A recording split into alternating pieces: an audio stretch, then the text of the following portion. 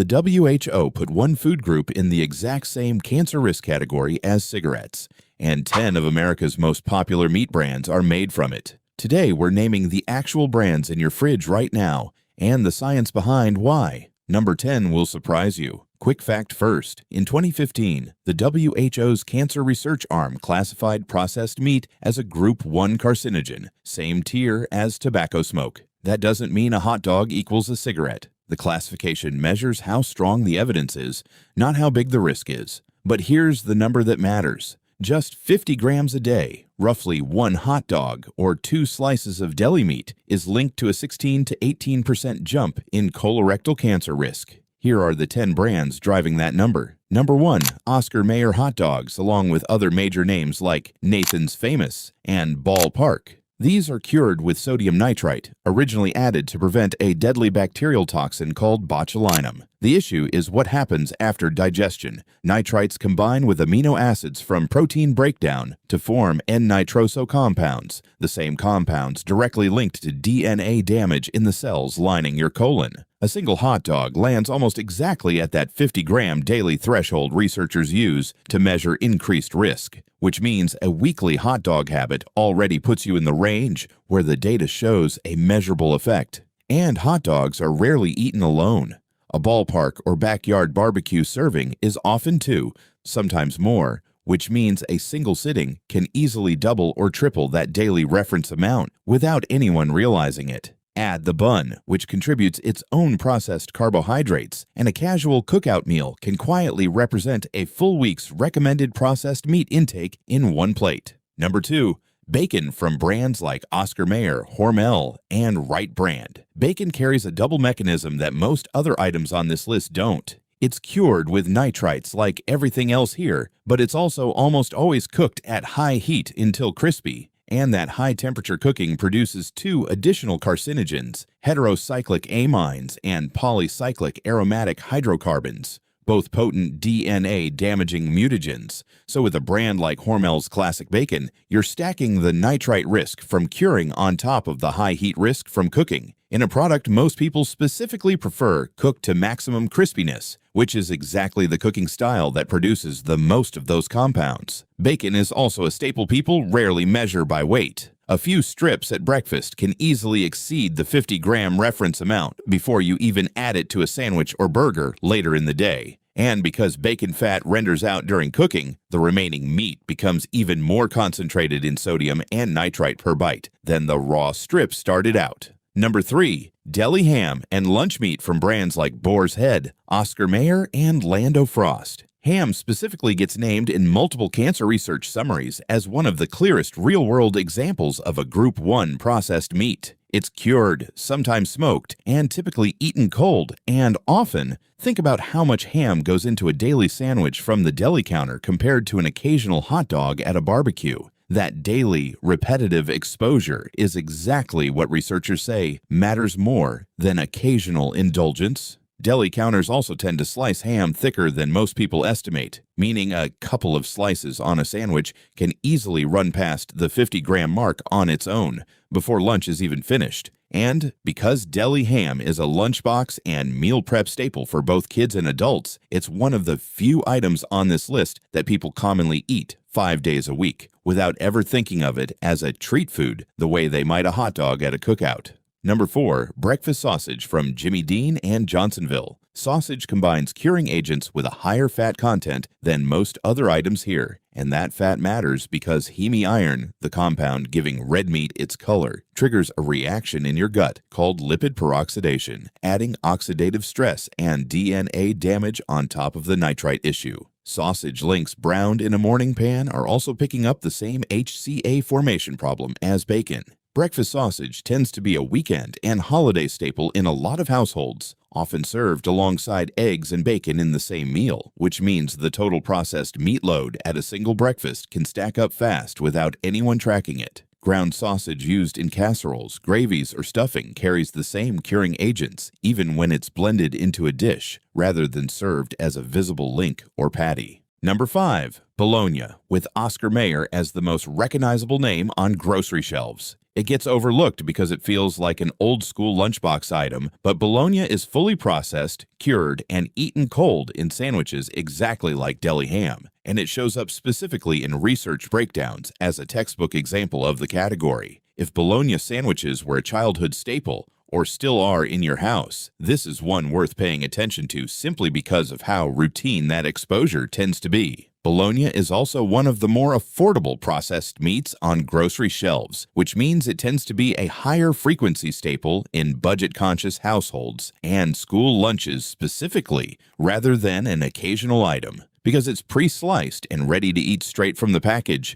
it's easy to build a sandwich with 2 or 3 slices without ever weighing or measuring the portion. Number 6. Pepperoni from Hormel and Boar's Head. Pepperoni is cured like salami, but it's also almost always baked at high oven temperatures on pizza, meaning you get the nitrite curing risk, plus a second round of high-heat cooking stacked on top. And pepperoni is rarely eaten as a standalone portion, it's a topping, so people consistently underestimate how much they're actually eating across 2 or 3 slices in one sitting.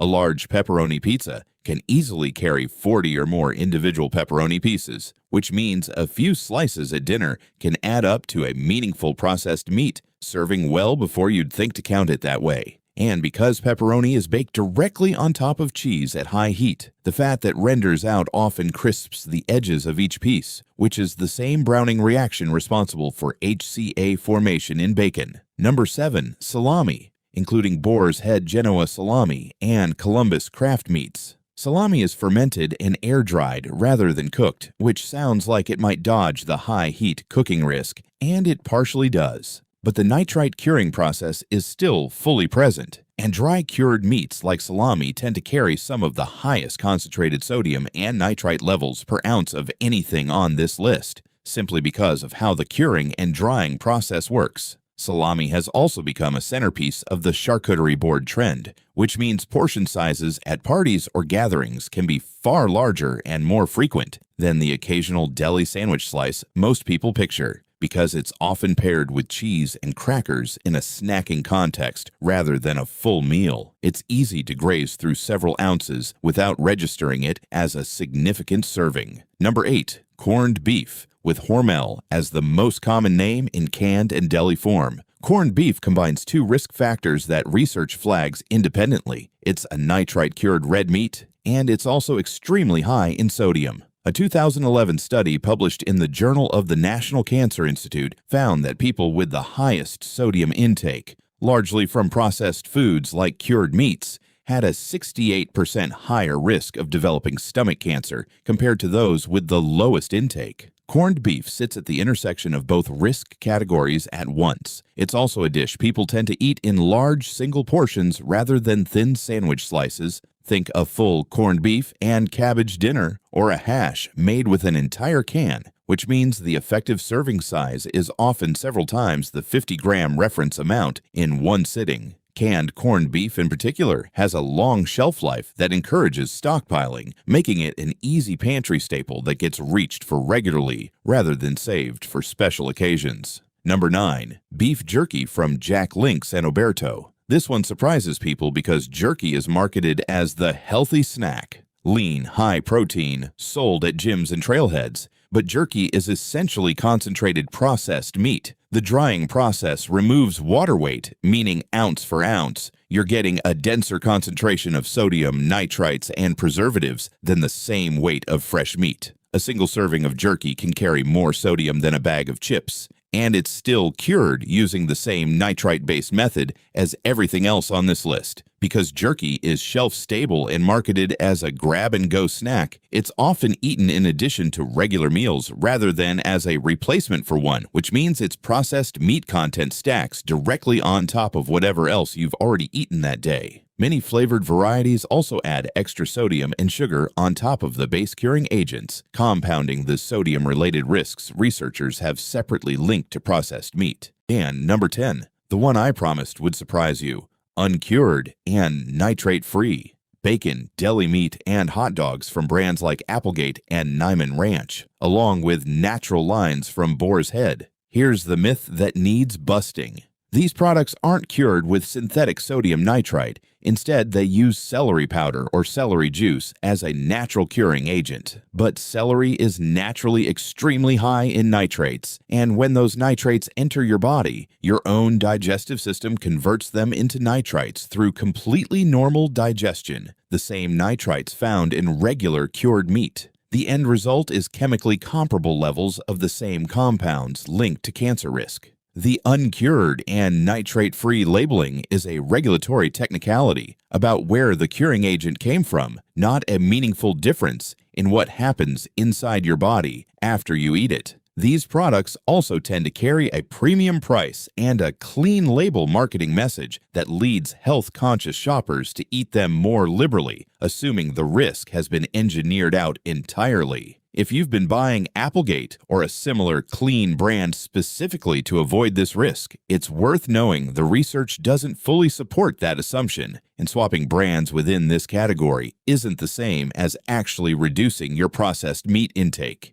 Here's what actually matters across all 10 of these. It's not that any one of these brands is doing something uniquely dangerous compared to the others. It's the shared processing method across the entire category. Curing, smoking, salting, and high-heat cooking are what create the nitrosamines, HCAs, and PAHs driving the Group 1 classification, and virtually every major producer named today uses some version of these methods because that's what makes meat shelf-stable and flavorful in the first place. Now, before you clear out your fridge, here's the actual guidance from oncology researchers, and it's more reasonable than you'd expect. Nobody is saying, never eat a hot dog again. The recommendation is to limit processed meat intake, not eliminate it. Treat it as an occasional food rather than a daily habit. If any of these 10 are a daily rotation in your house, that's the pattern worth changing, not the occasional hot dog at a summer barbecue or boar's head platter at a holiday party. For red meat generally, the guidance is around 12 to 18 ounces cooked per week, roughly 3 to 4 portions the size of a deck of cards. For processed meat specifically, the advice is simpler. Save it for special occasions. A few practical swaps. Fresh, unprocessed chicken, turkey, or fish don't carry the same risk profile even when cooked at high heat because they skip the nitrite curing process entirely. And if you do cook red meat at home, keeping the temperature moderate and avoiding heavy charring cuts down the HCA and PAH formation significantly, even with unprocessed cuts. So to recap, Oscar Mayer, Nathan's Famous, and Ballpark hot dogs, Hormel and Wright brand bacon, Boar's Head and Land O'Frost deli ham, Jimmy Dean and Johnsonville sausage, Oscar Mayer Bologna, Hormel and Boar's Head pepperoni, Boar's Head and Columbus salami, Hormel corned beef, Jack Link's and Oberto jerky, and the one most people don't see coming, Applegate and other nitrate-free alternatives carrying a comparable risk despite the cleaner label. The common thread isn't any single company. It's curing, smoking, and high-heat cooking across the board. If this changed how you'll look at your next grocery run, hit subscribe because we break down the real science behind food and health claims every week. And next time you're standing in that deli aisle, you'll know exactly what's really behind the label.